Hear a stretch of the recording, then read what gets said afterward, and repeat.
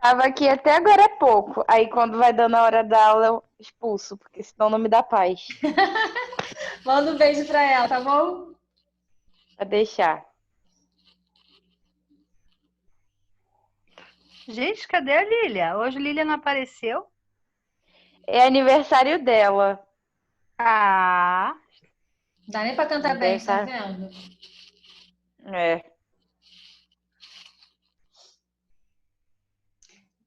É semana que vem, né? O nosso quiz de vacina,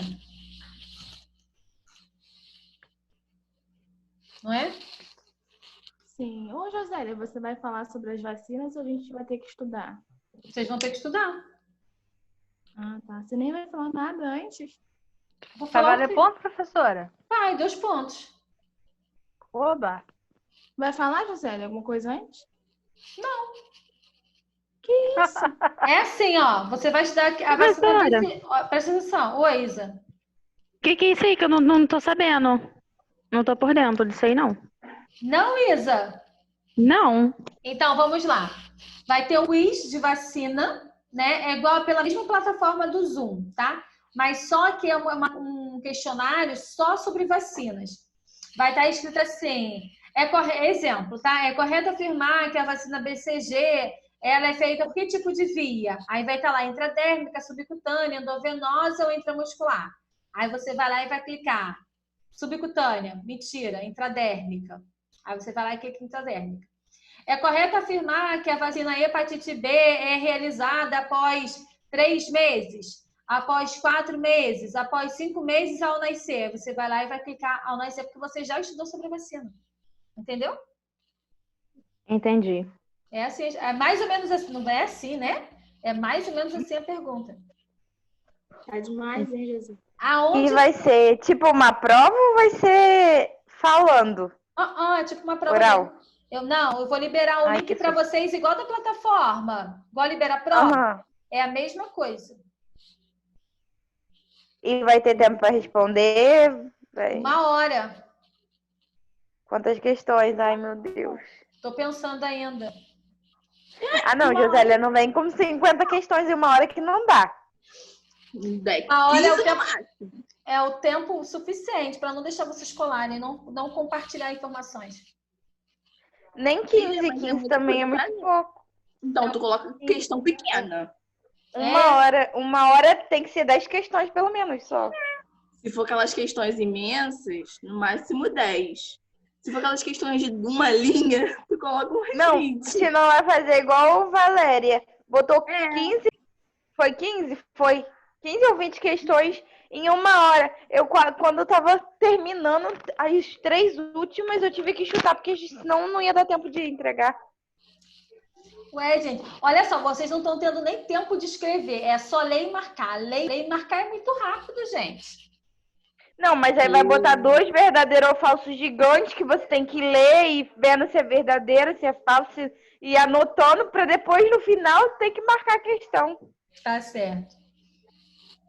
Para de ser ruim. Ó, presta atenção, vai ser só sobre vacinas e mais nada, tá? 15 questões no máximo. Amém. 20 questões, cada uma valendo meio. Ah, não, muito. 1 hora de prova. Isso porque existe pouquinha vacina, né, professora? Nem tem dezenas. Tá, tem pouquinho vacina só. BCG, hepatite B, pólio, rotavírus, VIP, a hemófilos, influenza tipo B.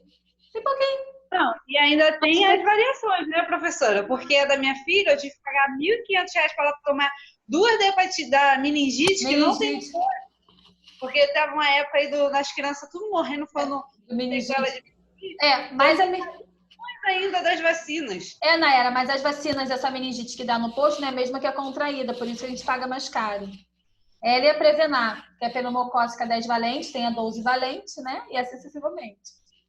E ainda daqui uns anos vai ter que dar a segunda dose de uma. Porque uma é uma dose, e depois 6 meses depois, 2 meses, não sei, dei a outra dose, e a outra depois de 5 anos. Essa aqui são os reforços.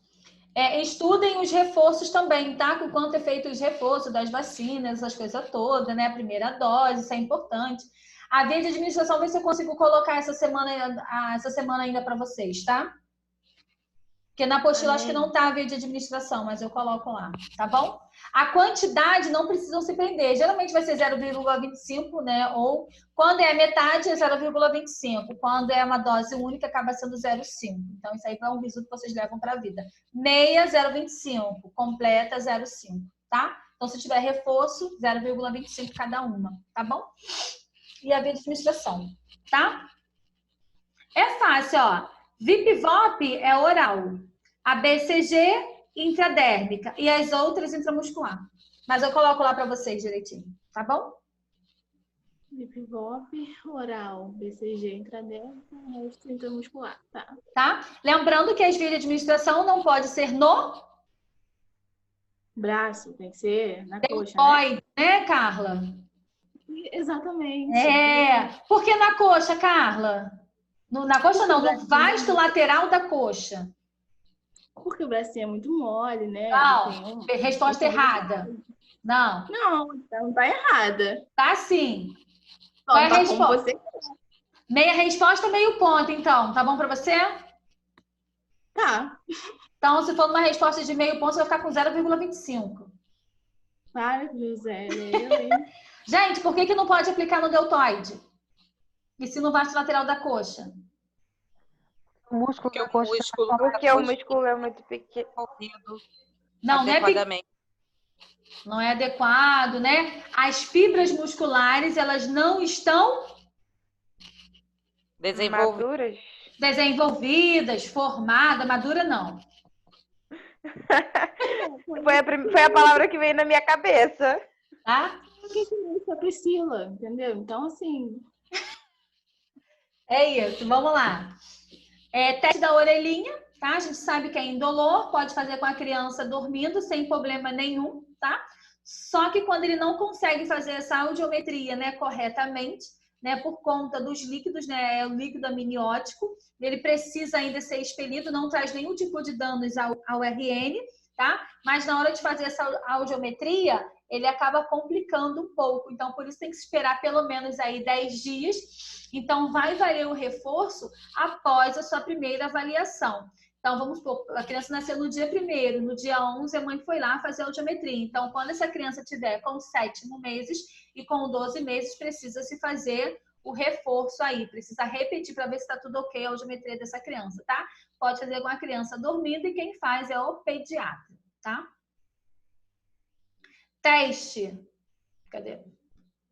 Teste do olhinho. Ele é conhecido como teste do reflexo vermelho, tá? É realmente quando você tira foto, o olhinho da criança ele fica vermelhinho, tá tudo ok. Você tira a foto e o olhinho da criança ele fica, não é mito, é de verdade, tá? Ele fica meio esbranquiçado, é que a criança realmente ela pode ter algum problema e essa criança ela precisa ir ao oftalmologista, tá? O teste do olhinho também é conhecido como teste do reflexo vermelho, normalmente é oferecido gratuitamente pelos... Não, rapaz, tá um peido agora, né? Esse negócio de barulho agora. Vou até tirar o som. Acho que alguém peidou. Acho até que alguém peidou. É sério. se esfregou em alguma parte da cama, José. Eu não sei quem foi, não, mas parecia com um peido. Parece que alguém soltou aí um peido aí, uma flatulência. Não parecia? Professora. Não parecia, Dorival? Não, professor, igualzinho um peido. Viu? Flatulência. Fala, Ô, cara. professora, Oi, Tainá. tem umas pessoas no grupo falando que não estão conseguindo entrar. Oxe, mas por que, gente? Não sei. Ah, é no grupo de vocês, né? Porque no de Magé não tá, não. É.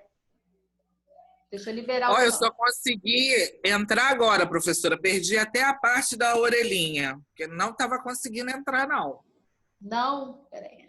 Não, agora que eu consegui.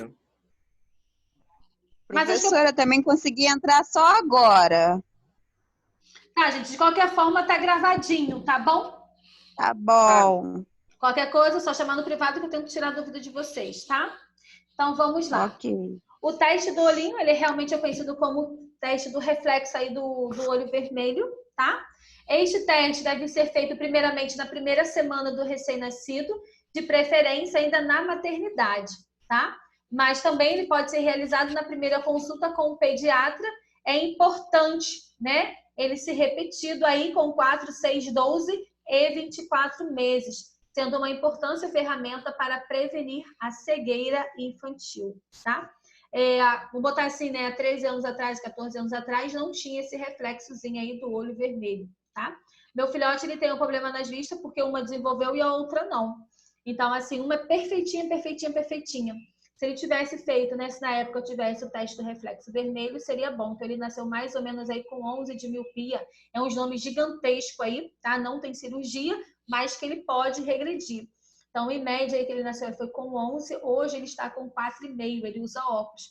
Então, foi o que o oftalmologista falou. Por mais que ele teve que usar o tampão para poder a vista uma desenvolver, então aquela que estava perfeita, ela ficava fechadinha e ele precisava exercitar a outra. Então, de 11 foi para 4,5, que é o que ele usa hoje, o óculos dele, tá? Eu falo que ele fica um gato de óculos, mas aí uma menininha que ele gosta disse para ele que ele ficava feio de óculos, o meu filho não quer usar mais óculos. Filho, mas você fica tão lindo de óculos, né? Mas não vai regredir mais, porque ele já vai fazer 14 anos e era até 10, 12 anos para realmente zerar, né? Então, uma das funções que ele queria fazer era ser piloto de helicóptero, mas para ser piloto de helicóptero, a vista precisa estar perfeita, né? Agora, ele cismou que ele quer ser prático, manobrista de navio. E assim Deus, né, conserve ele realmente fazendo isso. Então, né, esse teste do reflexo vermelho, ele realmente, o teste do olhinho, ele veio para ajudar aí as criançadas, graças a Deus, para poder não estar levando muito tempo. E eu descobri quando ele estava com 2 anos e meio, né? Porque a gente quer dar e a gente fica com umas neuroses. Olha a formiguinha, olha não sei o quê, nananã. A gente conseguia ver que estava perfeitinho, mas só tinha época, né? Quando ele ficava no sol, né? Estava muito quente, a vista dele ficava muito vermelha e aquilo ali me incomodava. Então foi quando eu descobri que ele realmente tinha um problema nas vistas, tá? Então é importante a gente ficar de olho nas criançadas, tá? E até mesmo nas fotos. Hoje a gente quase não costuma tirar foto e revelar. Isso mais acontecia quando a gente tirava foto, né, e revelava, a gente conseguia identificar esse olhinho vermelhinho, que a gente diz que é olho de coelhinho, né? Olho de coelho que é assim, você tira a foto e ele fica vermelhinho, tá? Então, em cima realmente tá normal e embaixo ele fica meio esbranquiçado, tá vendo? Então, esse é o anormal, tá? Então, vale a pena quando vê alguma anormalidade, né, nesse nível, leve essa criança aí ao oftalmologista. Ah, mas a professora falou, eu só estou dando uma opção, né? Que é um dos parâmetros, né? Quando a criança ela tem algum problema, tá? Visual. Crescimento é um conjunto, então a gente saiu aí da parte da criança, já fizemos os reflexos, já fizemos os exames, e a gente agora parte, né, para o crescimento da criança, algumas doenças que serão abordadas, né, assim que a criança nasce, quando ela cresce, né, vai pegando aí, ficando um pouquinho maior até chegar aí na sua adolescência, tá? O que é importante aqui para mim, eu vou dizer para vocês, algumas coisas eu vou pular e vocês podem pular também na apostila sem problema nenhum, tá? Então, o crescimento é um processo dinâmico e contínuo, sujeito a variações em função do ambiente, assim como é considerado o indicador mais importante na qualidade de vida, né, de uma criança, sendo, portanto, obrigatório a monitorização durante toda a infância e adolescência. Então, é ideal que essa criança, né, quando ela nasce, né, ela precisa ir todo mês ao pediatra. Então, quando essa criança ela atinge aí 12 meses, né, então você pode levar a cada 2 meses ou a cada 3 meses, de acordo com a necessidade. E é muito importante, mesmo chegando na sua adolescência, né, até agora a gente também na vida adulta também, é importante que a criança ela faça um check-up, né, que são todos os exames, né, possíveis e impossíveis, para ver se está tudo ok com as nossas criançadas, tá? Então, o que é importante para mim aqui na fase, né, do crescimento é a primeira etapa, que é intrauterino, depois vem a primeira infância, a segunda infância e a adolescência.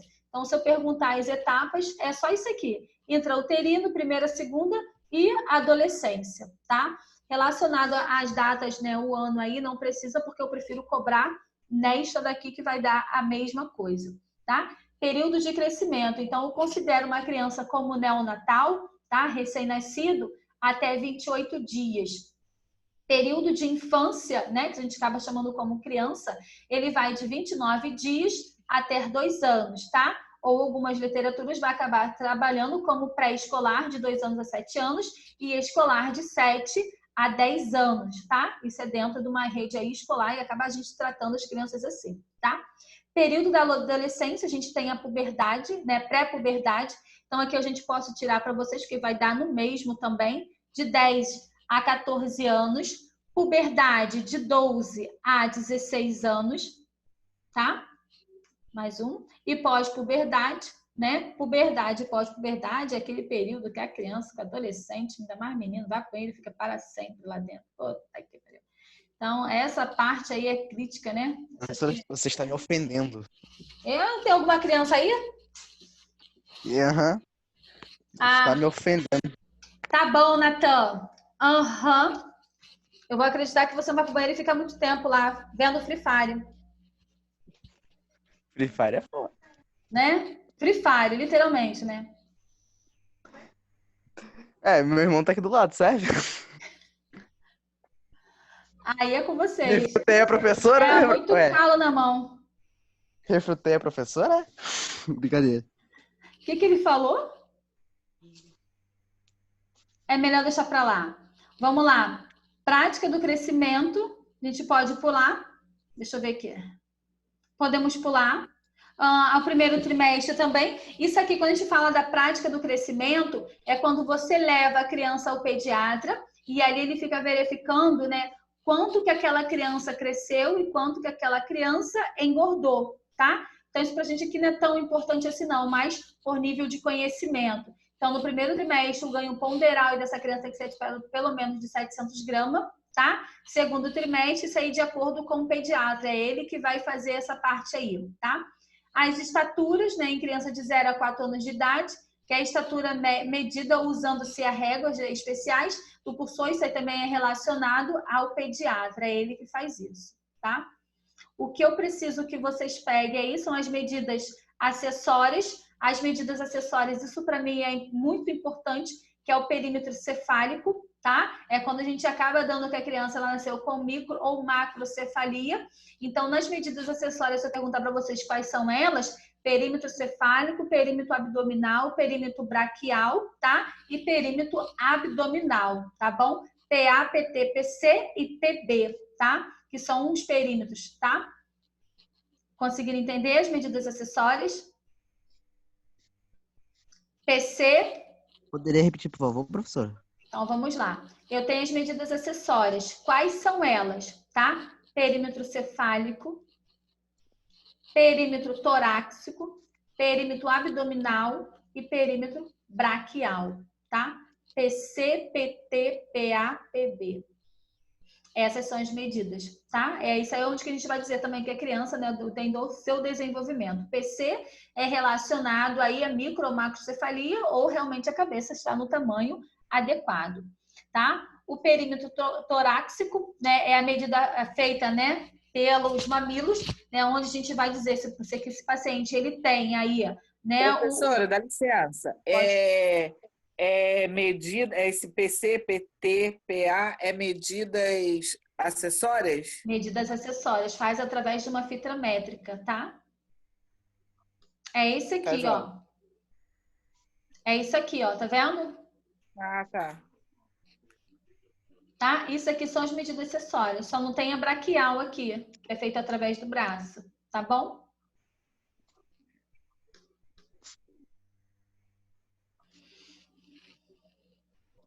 Essa é a PA, no caso, então, né?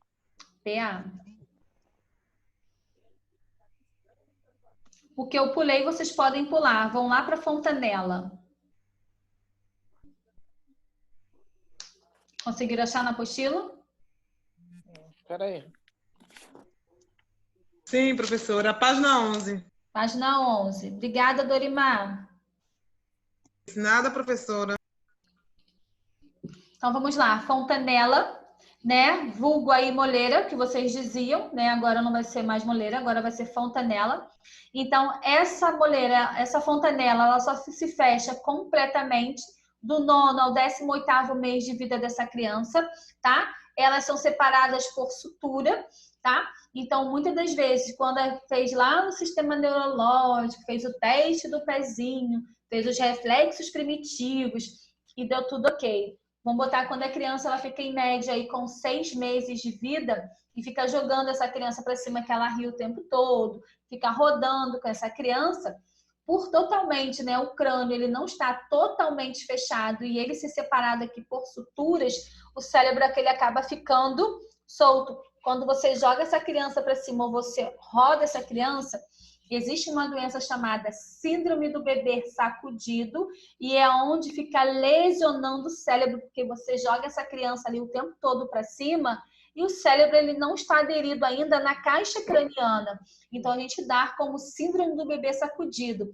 É legal, né? A criança fica rindo o tempo todo, mas pode trazer danos para essa criança futuramente. Então, quando pode retardar ela aí no andar, na fala, no auscultar, tá? Porque tudo que comanda o nosso corpo é o cérebro. Então, uma vez que ele é lesionado, né, vai trazer danos, né, para essa criança. Então, cuidado ao quando vocês jogarem essa criança para cima. Não pode, tá? Existe essa doença, síndrome do bebê sacudido, justamente por conta disso. Porque as suturas, elas são desunidas, elas não estão unidas igual é a nossa agora. E só se vai se juntar completamente quando ela chegar ali no 18º mês de vida, tá ok?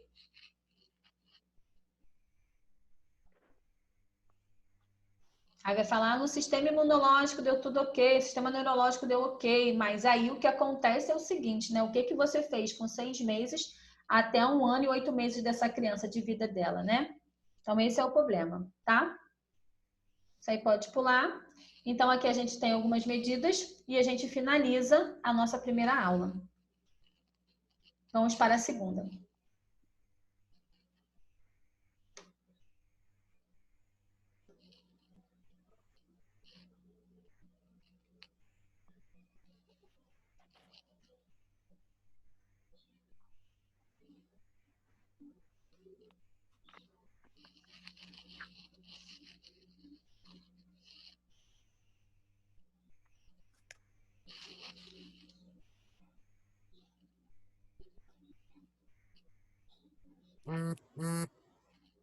Espera aí que eu já libero a outra, tá?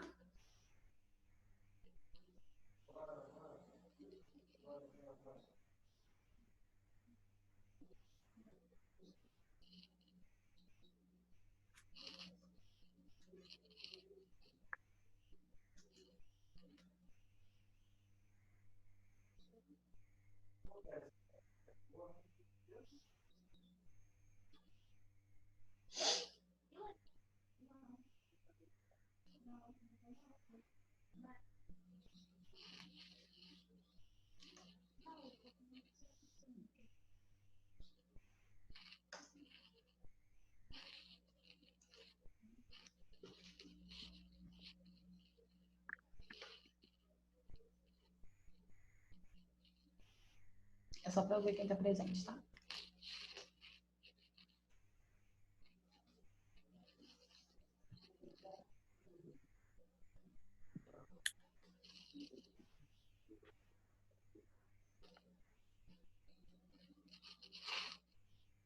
Professora, Oi? não tem apostila lá no portal, não? Tem sim, eu coloquei. Eu entrei lá, só tá as 3 aulas. Ô, Isa, passa para lá para mim, por favor. Passo sim.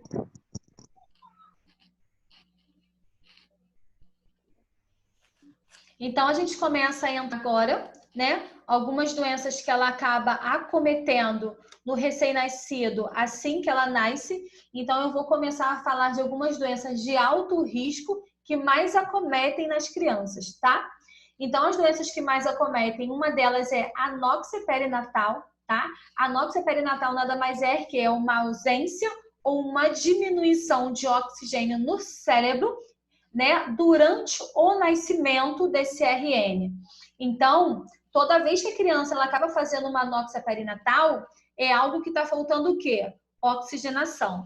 Lembrando que meia resposta, ele é meio ponto. Então, a anóxia perinatal é uma ausência ou uma diminuição de oxigênio no cérebro. Em que momento? No momento em que essa criança está nascendo. O que é uma anóxia perinatal? Uma diminuição de oxigenação. Meia resposta, meio ponto. tá? Então, uma anóxia perinatal nada mais é que uma ausência ou uma diminuição de oxigênio na hora em que essa criança está o quê? Nascendo. Quanto mais tempo o neonato ele permanecer sob a privação de oxigênio, mais grave vai ser a lesão que se desenvolverá. A diminuição dessa oxigenação no cérebro denomina-se de uma anóxia, ou para alguns autores, né, é conhecido como hipóxia ou hipoxemia, e ocorre quando a criança, principalmente na hora do parto. Então, uma anóxia perinatal, eu sempre vou estar relacionando ao quê? É uma ausência, uma diminuição de oxigênio no cérebro na hora em que essa criança ela pode estar nascendo. Quando essa criança ela fica muito tempo sem a oferta desse oxigênio, é onde pode levar ao óbito, tá? Ou quando a criança ela acaba ficando sequelada por falta de oxigenação, tá? Conseguiram entender o que é uma anóxia perinatal? Sim. Sim, não, talvez. Quer que explique de novo? Então, ó, quais são as complicações que podem levar, né, quando se tem essa privação de oxigênio no nível cerebral na hora do nascimento? Podem ser de alguns distúrbios, como, né, as complicações é uma dislexia adquirida por conta da falta da oxigenação, paralisia, né, cerebral, é aquela criança que ela acaba ficando aí vegetativa, né, porque faltou oxigênio na hora do parto, ou na continuidade da privação. O bebê pode chegar ao óbito, tá? Por isso que muitas das vezes num AVC, né, a gente dá como AVC isquêmico ou até mesmo um AVC hemorrágico, quando o paciente ele tá, né, com nessa privação de oxigênio ou até mesmo uma convulsão que o médico ele sempre pergunta por quanto tempo ficou convulsionando, justamente é por isso, porque tem uma privação de oxigênio. Então você precisa ofertar oxigênio rápido para esse paciente para poder oxigenar quem? O cérebro. Quanto mais tempo o cérebro fica sem oxigênio, mais dano vai trazer, tanto para o bebê quanto para o adulto, né, em determinadas aí patologias que ele vier desenvolver, tá? Então, o que pode levar essa anóxia perinatal? O que pode levar essa falta de oxigenação, né, na hora do parto?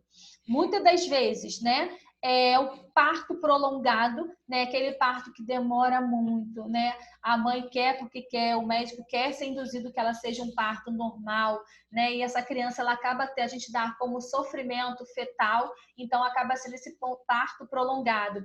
Vai para casa, volta para o hospital, vai para casa, volta para o hospital, né? E muitas das vezes não se faz nenhuma ultrassom para poder, né, ver a criança ali intrauterino, que através da ultrassom você consegue, né, tá vendo através disso, tá? Nossa, o tempo já vai acabar de novo, pelo amor de Deus. Anestesia, né, ou analgesia, muitas das vezes pode-se ter uma complicação ou a mãe ela pode ser alérgica, tá? Então isso pode trazer também alguma complicação, né? Então, ó, fez a medicação, tá? A mãe ela acabou tendo uma reação àquela medicação que foi feita, né? Então essa criança ela acaba ficando muitas das vezes ali porque a medicação foi feita antes de fazer a incisão, então vai trazer danos para essa criança também, tá? Operação de cesariana, tá? É por conta das medicações.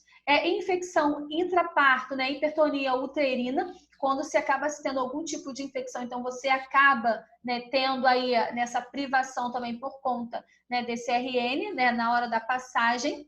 Ruptura prematura da bolsa é quando esse líquido amniótico, né, ele acaba saindo antes, né, ele está sendo eliminado antes, então essa criança ela acaba entrando também em sofrimento.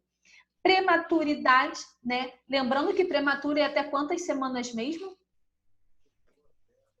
37. Fala, confirmei. 37. Parto, até quantas semanas? Mentira. 42. Mentira, a pergunta foi errada. Aborto, até quantas semanas? Isso, esqueci, professora. Também. Alguém sabe? Aborto?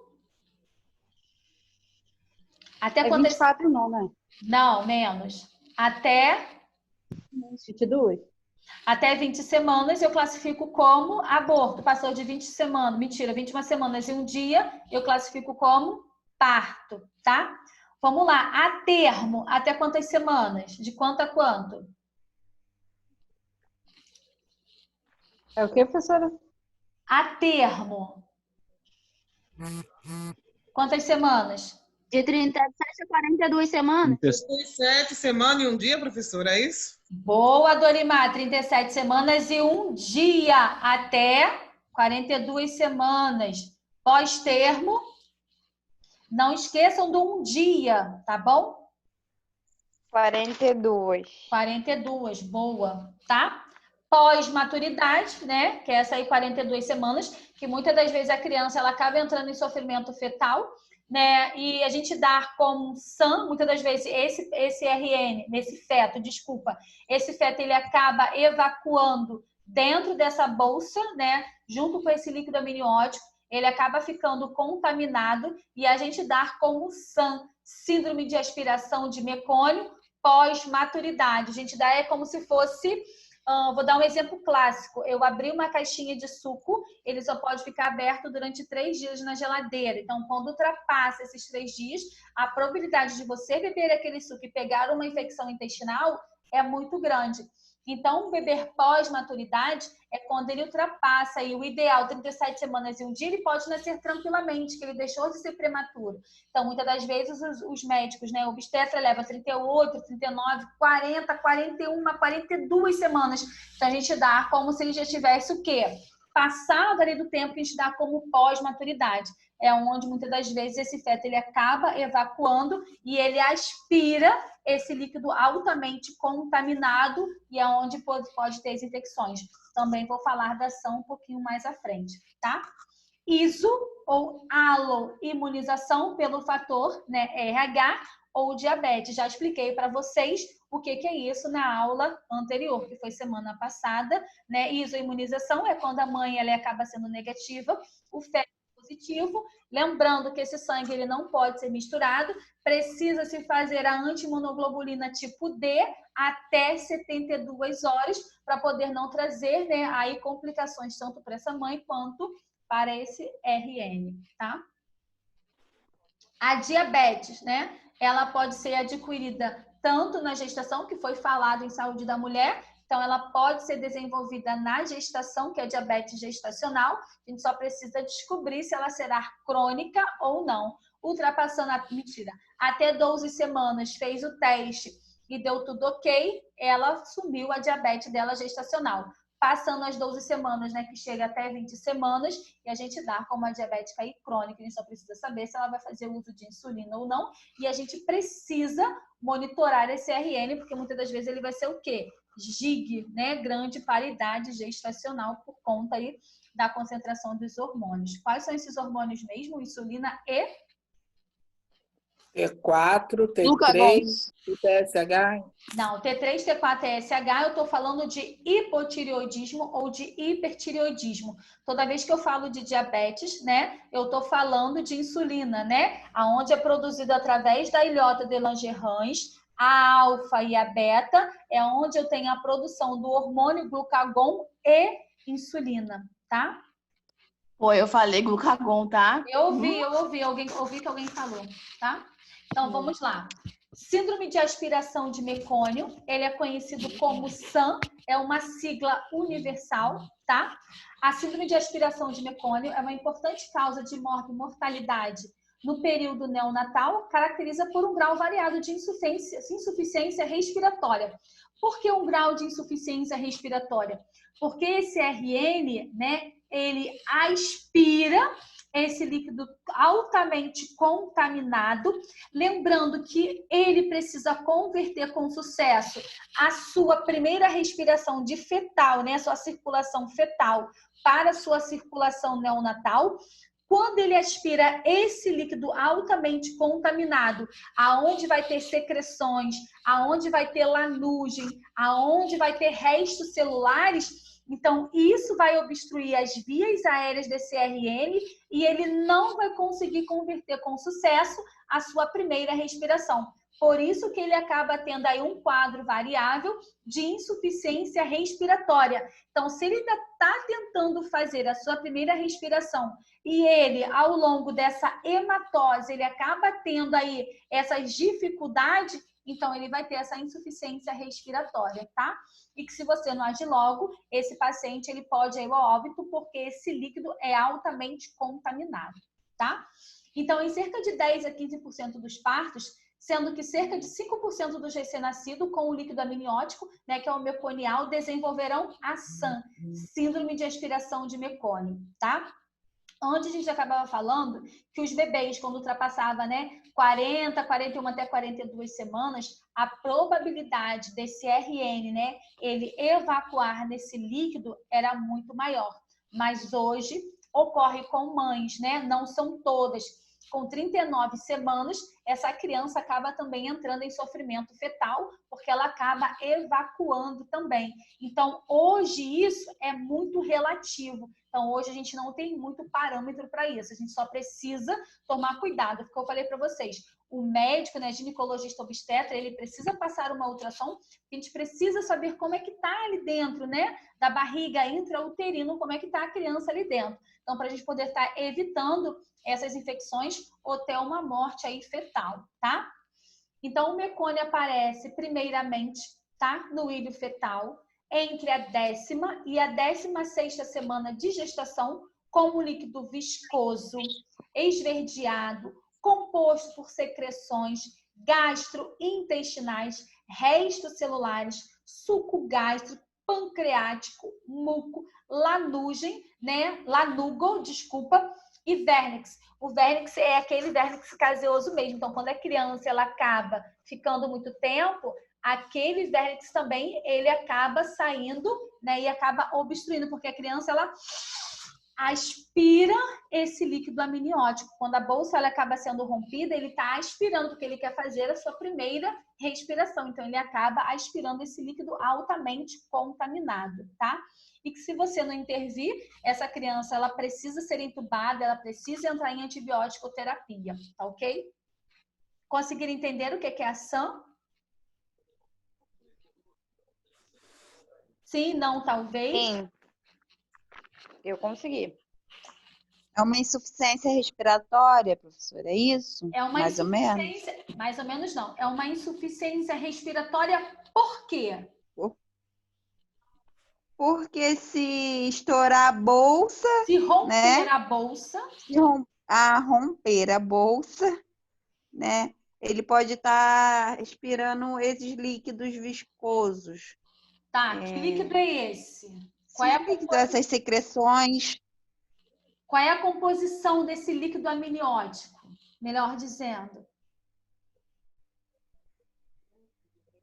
Ele é esverdeado, composto por secreções, isso? Isso.